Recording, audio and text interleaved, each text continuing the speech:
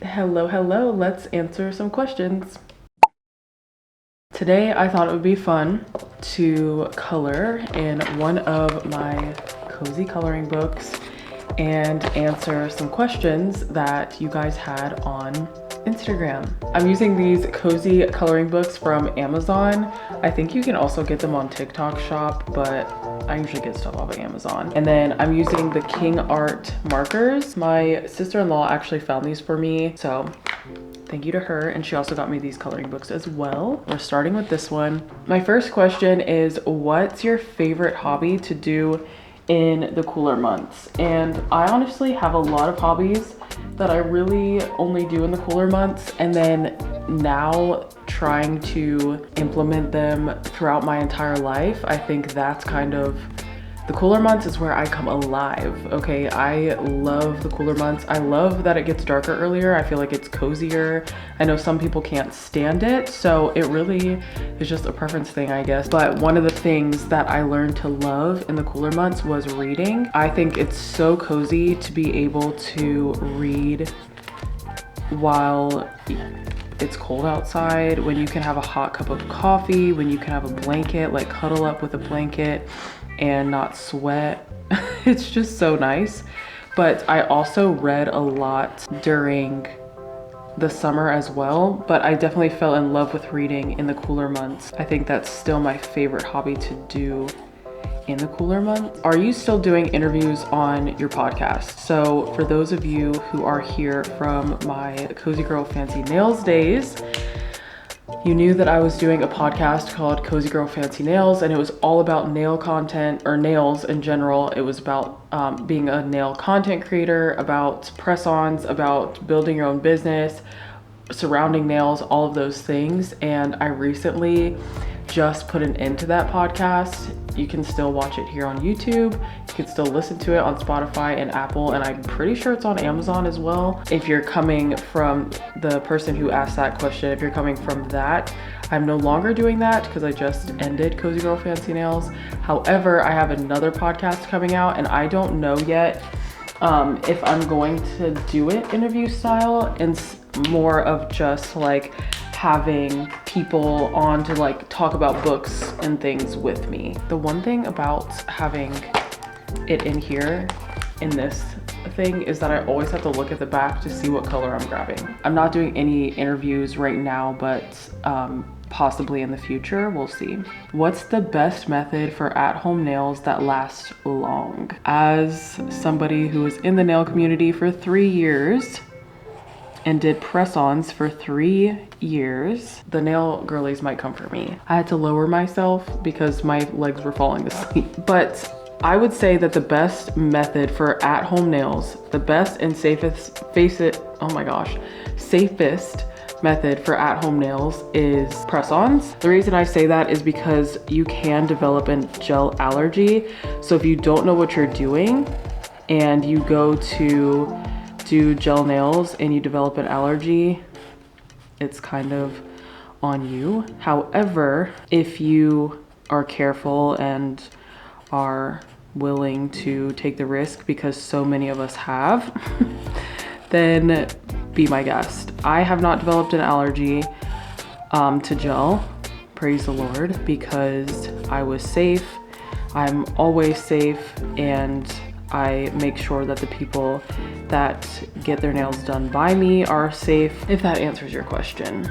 That's what I would say. Press-ons, I would get luxury press-ons. There are so many luxury press-on nail artists, me being one of them. So it's not like you can't get good quality press-ons. Once you find somebody who does it, it's like finding a nail tech you like. Once you find somebody who does it, you'll be good for life. What's your favorite thing about your job? I have created my own job. Content creation is something that I will forever be grateful for. I am currently in the stages of growing my content to where I want it to be and figuring out my niches and things like that.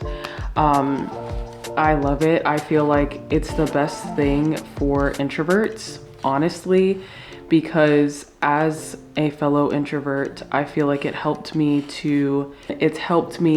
even in life, in my day-to-day life, to be this same person in front of other people. So I'm not saying like that I was shy, but I was like reserved, and I would kind of like put up this wall, and like unless you like knew me, you didn't really know my whole personality, you didn't know who I was fully.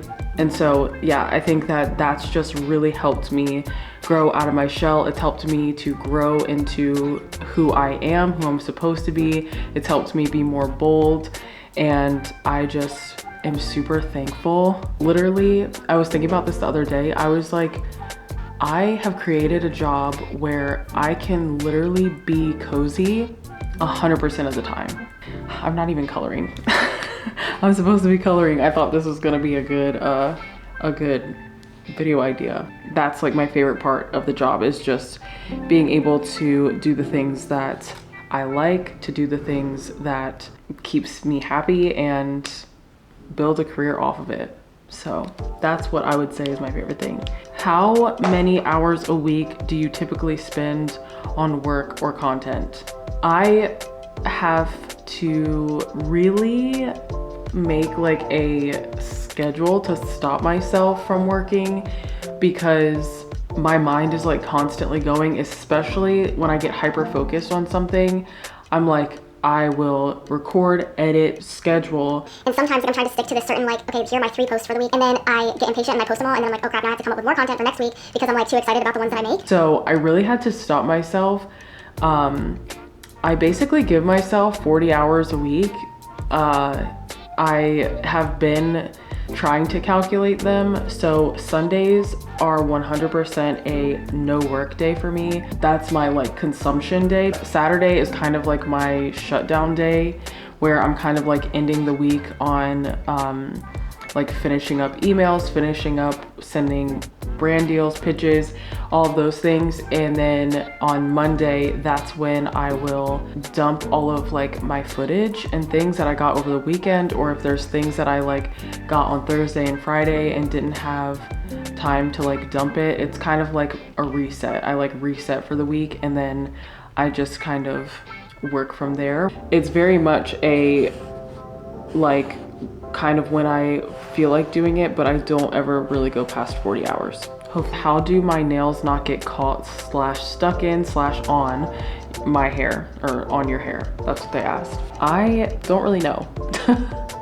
I feel like just because, I don't know, maybe because I have locks, but I also just am really cautious of the fact that I have nails on, and I've learned to do life with longer nails, so that's that. Also, if your hair is getting caught on your nails, that probably also means that your nails are lifting, and if they're lifting, you're gonna want to try to take care of that. The other day, I had longer nails on. I think they were like XL almond, and I was turning my wheel, and I went to go back into like the hole of the wheel, I don't know, to like grab it, and my nail hit the side of my steering wheel, like the part that wasn't a hole. Hopefully this is making sense. And it just hit my nail up, and it lifted, so then it was just holding on to the very tip of my nail, and